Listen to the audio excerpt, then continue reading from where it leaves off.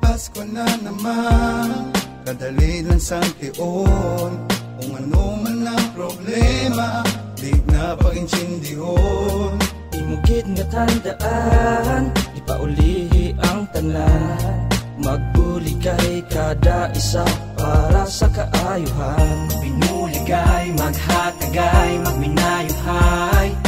Kang manami sa tanan, kita magigugmaanan. Pinuligay, maghatagay, magminayuhay.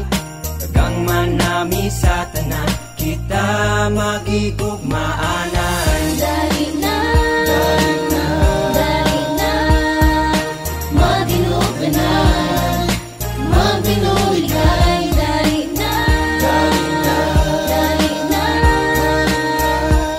sa sininga Pasko, palangga unta ang isa kag-isa.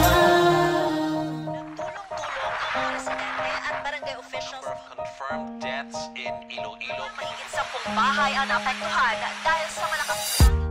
Sa sininga tiyon, atong gitanong-lumon. Ang kaayos ang Ginoo sa atong kaugalingon.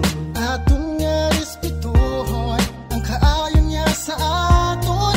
Aton pasalamatan kag mag-inog. Pinuligay, maghatagay, magminayuhay. Kagang manami sa tanan, kita magigugmaanan. Pinuligay, maghatagay, magminayuhay. Kagang manami sa tanan, kita magigugmaanan. Dali na, dali na, dali na, magbinuganan, magbinuligay. Dali na, dali na, dali na, sa sininga Pasko, palangga unta ang isa kag-isa. Para gid sa tong tanan, sa bilog ta nga kabuhi di ta gid malipatan. Kaptanay sang kamot kag aton ningal lang tawon. Ang yuhom sa ton guya iya gid nga pagwaon. Ang kanamion sa Pasko aton gid masaksihan. Gapuno si pagpalangga ang aton mabatsagan. Una sa tanan, di ta gid paglipatan. Mapasalamat sa Ginoo, amo na ang kinahanglan.